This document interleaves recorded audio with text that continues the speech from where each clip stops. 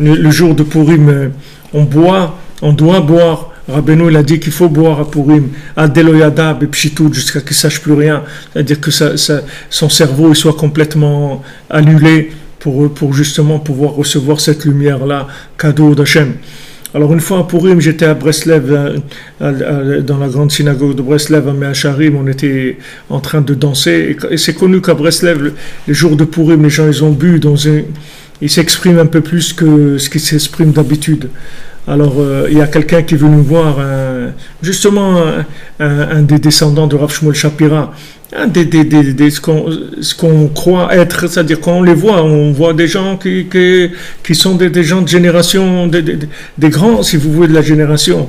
Alors, il est venu voir, il m'a dit, ne crois pas que pour nous ça va plus que pour toi. Ne crois pas, il m'a dit, on est tous dans la même mélasse. Il m'a dit, ne crois pas que ça va pour nous plus que pour toi. Regardez des gens qui sont des gens vrais, des gens qui sont nés dans la sainteté, qui n'ont jamais bougé un millimètre, qui n'ont pas de compte en banque, qui ont jamais bougé du Kotel et de Kever Rachel, ils connaissent rien du tout de ce monde.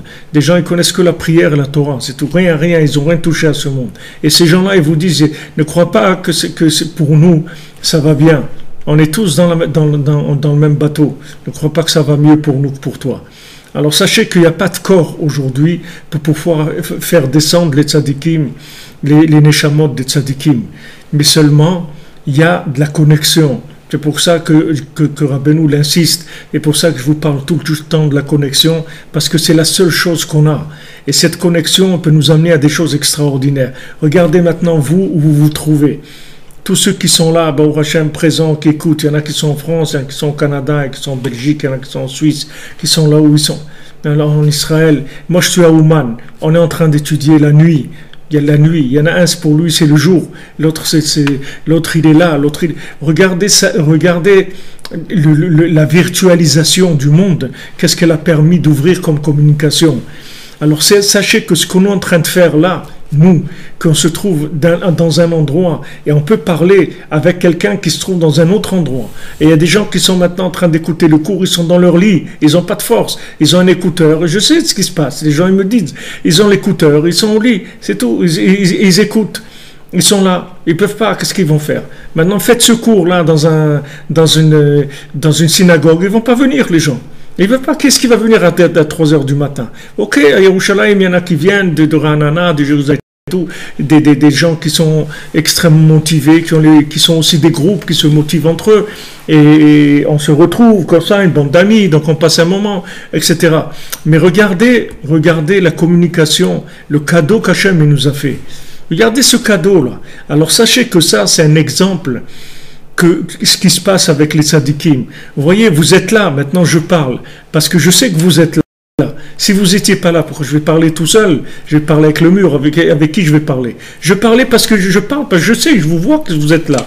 Maintenant, il faut que vous arriviez à faire la même chose avec le tzaddik. Il faut que vous sentiez que le tzaddik, il est là, juste derrière l'écran. Juste derrière l'écran, c'est tout. Il est là, derrière l'écran de ce monde, derrière l'écran de la matière, derrière l'écran de la tristesse, derrière l'écran du désespoir, derrière l'écran du mensonge, de la haine, de l'envie, de la jalousie, de la mesquinerie. Derrière tout ça, il se trouve le tzaddik, Rabbi Nachman, il est là. Alors habituez-vous à fonctionner dans le virtuel. Ce qu'on fait là, il n'y a pas une meilleure éducation. Il y a des gens, si vous leur demandez de faire un cours comme ça sur Internet, ils peuvent pas. Parce que ils peuvent pas imaginer que les gens ils sont là.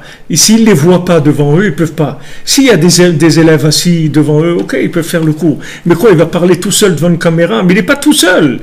Il n'est pas tout seul, les gens ils sont là, les âmes elles sont là, on est connectés, on est ensemble, on est exactement comme si physiquement on était présent, et encore plus, parce que comme le physique il est dans l'état où il reste que l'âme, donc la communication elle a un niveau beaucoup plus élevé, beaucoup plus raffiné. Ça c'est la même chose avec le tzaddik, c'est exactement la même chose.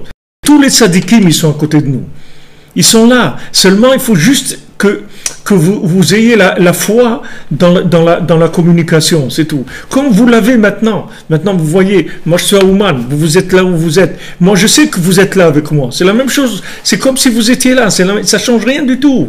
Ça change rien du tout. Tout ce que je dis, ça vient parce que vous êtes là. Si vous n'étiez pas là, vous débranchez tous, vous allez voir que j'ai rien à dire du tout. Ce que j'ai à dire, c'est parce que vous êtes là, qu'il y a une présence, il y a des âmes qui sont là. Donc on communique. Exactement pareil avec le tzaddik. C'est la même chose. Le tzaddik, il est là. Il est à côté de nous. Juste, il faut faire un effort d'imagination pour enlever l'écran, pour que l'écran, au lieu que ça soit un écran qui sépare, ça soit un écran qui nous permet de nous connecter ensemble. C'est pas difficile, c'est pas difficile. De toute façon, je vous dis franchement, il y a pas d'autre porte de sortie. Il y en a pas. Il n'y en a pas. Ou vous allez avoir la émouna et vous allez imaginer que le tzaddik il est là. Et vous allez tellement l'imaginer que vous allez le voir qu'il est là, mamash. Ou il n'y a rien. Ou c'est la faillite. Il y a pas, on n'a rien parce qu'il n'y a pas de corps. Il n'y a pas de corps pour recevoir les choses. Il n'y a pas. Même le corps, il ne fonctionne pas. Mais le fait que les corps ne fonctionnent pas, ça nous donne des ailes, parce qu'on n'est plus limité. Regardez, on est limité ni dans l'état, ni dans l'espace, ni dans le temps. On n'est pas limité. Voilà, on parle, on étudie, on est en train d'étudier, d'écouter à la route. Il est 4 heures du matin au Oman, il est 4 heures du matin à Jérusalem, 3 heures du matin à Paris, en Europe, au Canada, je sais pas, il est 8 heures du soir ou quelque chose. Regardez cette unification qui se fait justement parce que le corps est faible, justement parce que le corps il peut pas bouger, parce que l'action est faible, parce que le pouvoir est faible. On a maintenant une communication énorme qui s'ouvre, parce que la seule chose qui nous empêchait de communiquer, c'est justement le corps. C'est ça qui nous empêchait de communiquer. Tout ce qui nous empêchait de communiquer, c'est l'existence de l'ego. C'est ça qui nous empêchait de communiquer. Mais comme maintenant l'ego il est mort. Il est mort, il ne fonctionne pas. La personne, elle veut faire quelque chose, elle n'arrive pas. Dites à quelqu'un d'aller au milieu de la nuit dans un truc. Il ne peut pas, le pauvre. Qu'est-ce que vous voulez qu'il fasse? Il ne peut pas. Déjà rien que d'être dans son lit, de mettre des écouteurs, c'est le maximum de ce qu'il peut faire. Alors, alors il ne va rien faire. Justement, sache que cet handicap-là qu'il y a, c'est ça qui va te permettre d'arriver à des choses très très grandes. Très très grande, parce que justement comme le corps il est affaibli, la forme elle est affaiblie, l'emballage il est affaibli, enfin ce qu'il y a à l'intérieur ça va sortir. Ça y est, l'emballage il commence à être transparent, on commence à voir un petit peu à travers l'emballage. Mais ça, ce qu'on vit en ce moment, c'est messianique ce qu'on est en train de vivre. C'est mamache messianique, ce qu'on vit, qu'on peut communiquer. Toutes sortes de gens. Toutes sortes de gens. Il y a des gens qui sont là, qui sont des évangélistes, des religieux, des non-religieux, des musulmans, de tout. Il y a toutes sortes de gens. Et on peut communiquer. Alors que si maintenant les corps, ils se déplaçaient, ces gens-là, ils ne pourraient pas, parce que celui-là, il ne peut pas aller chez celui-là, il va... C'est son corps qui l'empêche, c'est tout. Mais dans l'imagination, il n'y a rien qui t'empêche. Il n'y a rien. Quand tu es dans le virtuel, il n'y a rien qui peut t'arrêter. Rien ne peut t'arrêter. C'est fini, puisqu'il n'y a pas de forme. Donc il n'y a rien qui va t'arrêter. Mabour Hachem. Il faut dire merci mon Dieu. Merci mon Dieu qui nous a donné ça. C'est une merveille. C'est une merveille ce qu'on est en train de vivre. Ah, maintenant, physiquement, il n'y a rien à toucher, il n'y a pas de viande. Mais ça, au contraire, c'est un avantage, c'est pas un inconvénient.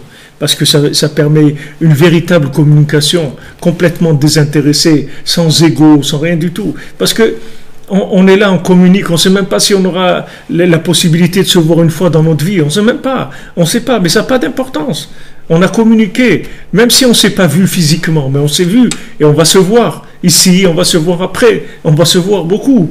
Mais seulement physiquement, c'est possible qu'on n'ait pas la chance de se rencontrer. Mais c'est pas grave, c'est pas grave. C'est beaucoup plus important de communiquer que de se voir physiquement. Il y a des gens, ils sont assis dans le métro tous les jours et ils sont les uns à côté des autres et ils ne communiquent pas du tout. Chacun, il est dans son truc. Pourtant, les corps, ils sont là, les uns à côté des autres. Et alors, qu'est-ce qu'il y a eu? Et c'est rien passé. Tandis qu'il y a des gens, physiquement, ils se voient pas. Mais il y a une communication énorme qui se fait. Donc, Hachem, il a vu ça. Il a vu que la galoute de Hanouka, elle va durer encore beaucoup plus que ce qu'elle était. Aken Chamal Alenu. Donc Hachem, il a eu pitié de nous. Il nous a fait des miracles extraordinaires. Bimei Hanouka Gdoshim, dans les jours saints de Hanouka. Veosif nes al nes.